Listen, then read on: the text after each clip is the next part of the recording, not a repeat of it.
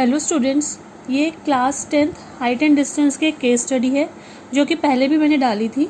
मुझे एक बच्चे ने बोला मैम इसकी डिटेल्ड एक्सप्लेनेशन आप मुझे इसको बता दीजिए। तो इसके अंदर कह रहा है, इस केस स्टडी के अंदर एक ग्रुप ऑफ स्टूडेंट्स है क्लास 10th के जो कि इंडिया गेट गए हैं एजुकेशन ट्रिप के लिए। The teacher and students had interested in history as well. The teacher narrated that India Gate official name Delhi Memorial, originally called All India War Memorial, monumental sandstone arch in New Delhi, dedicated to the troops of British India who died in wars fought between 1914 and 1919. The teacher also said that India Gate, which is located at the eastern end of the Rajpath, formerly called the Kingsway, is about 138 feet 42 meters in height. एक group of students class 10th के India gate गए हैं education trip के लिए। Teachers और students दोनों ही interested हैं history के अंदर बहुत अच्छे से। तो टीचर ने बताया कि इंडिया गेट को पहले ऑफिशियल नेम का दिल्ली मेमोरियल है, जिसको ऑल इंडिया वॉर मेमोरियल भी कहते हैं। ये सैंडस्टोन से बना हुआ है और ये उन लोगों के लिए डेडिकेटेड है जो कि जिन्होंने लड़ाई में मर गए थे 1914 एंड 1919 से, तो हमें पता ही है। टीचर ने ये भी बताया कि India Gate eastern end of Rajpath में है, जिसकी हाइट 42 मीटर है, विच इज़ गिवन, जिसकी हाइट हमें 42 मीटर दे रखी है। अब क्वेश्चन देखते हैं, what is the angle of elevation. Angle of elevation find out करना है। If they are standing at a distance of 42 metre away from the monument. कौन खड़ा हुआ है 42 मीटर के डिस्टेंस पे दूरी? ये मॉन्यूमेंट है, सपोज मान लो ए बी। एक बच्चा यहाँ पे या स्टूडेंट्स यहाँ पे 42 मीटर की दूरी खड़े हुए हैं इस मॉन्यूमेंट से, तो हमें इसका एंगल बताना है, angle of elevation find out करना है। जो यहाँ से बच्चे इस मॉन्यूमेंट को देख रहे हैं, मॉन्यूमेंट की height is also 42 metre and वो बच्चे भी 42 मीटर के डिस्टेंस पे दूरी पे खड़े हुए हैं। हमें पता है tan theta is equals to perpendicular upon में बेस होता है। Perpendicular is 42 and base is also 42। 42 से 42 कट गया, 1 आ गया।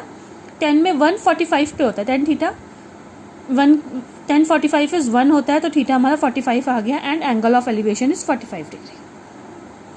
नेक्स्ट सेकेंड क्वेश्चन में क्या कह रहा है, they want to see the tower at an angle of 60 degree. अब वो बच्चे उस टॉवर को 60 डिग्री एंगल पे देखना चाहते हैं, यानी वो इस तरीके से खड़े हों कि एंगल 60 डिग्री का बने।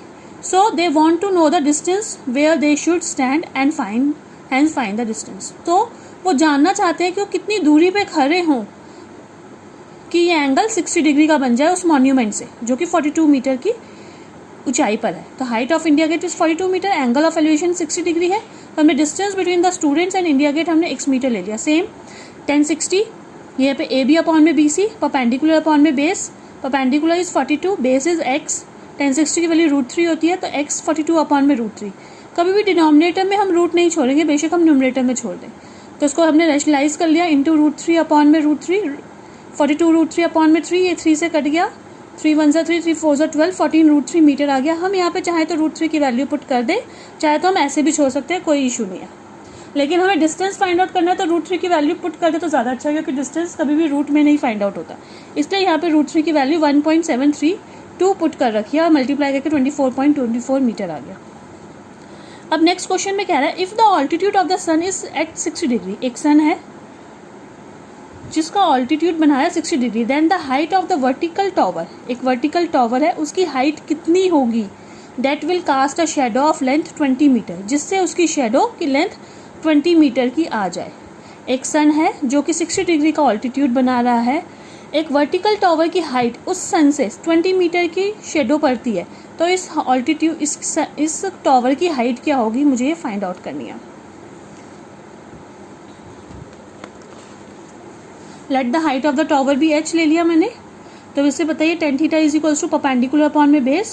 इस फिगर के अंदर perpendicular is h, base is 20 and 1060 आ जाएगा। तो h अपॉन में 20 आया, 1060 की वैल्यू √3 होती है, h अपॉन में 20, h की वैल्यू 20 √3 आ गई। इधर हम √3 की वैल्यू पुट कर भी सकते हैं, नहीं भी, क्योंकि MCQs है तो यहाँ पे हमें पास 20 √3 मीटर ऑप्शन है, तो हम यही टिक करेंगे। अदरवाइज MCQ नहीं है तो यहाँ पे √3 की वैल्यू पुट होगी, क्योंकि लेंथ हाइट कभी भी रूट में नहीं शो करती है।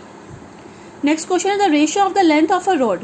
रेशियो दे रखी है हमें, रॉड और उसकी शेडो की लेंथ की रेशियो 1:1 है। एक सन से एक रॉड है और उसकी शेडो है, उसकी रेशो 1:1 है, यानी इसकी ABC, यानी AB अपॉन में BC कितना है 1:1, यानी 1/1।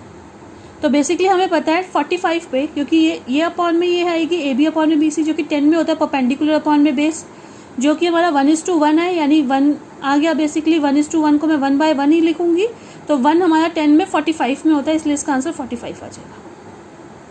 The angle formed by the line of site with the horizontal, एक एंगल बन रहा है line of site, this is a line of site suppose मान लो, विद द हॉरिजॉन्टल है, when the object viewed is below the horizontal level, ये horizontal line है, इसके below में हम लोग देख रहे हैं व्यू, यानी ऊपर से नीचे की तरफ व्यू जा रहा है, तो हमारा एंगल कौन सा फॉर्म्ड होगा, angle formed by the line of site, this is a line of site, और यह जो कि हॉरिजॉन्टल है, अगर मैं इस लाइन ऑफ साइट से ऑब्जेक्ट देखती हूँ जो कि इस हॉरिजॉन्टल लेवल के नीचे की तरफ है, तो angle of depression find out होता है, जैसे कि हमें पता है। Option C is correct. Thank you.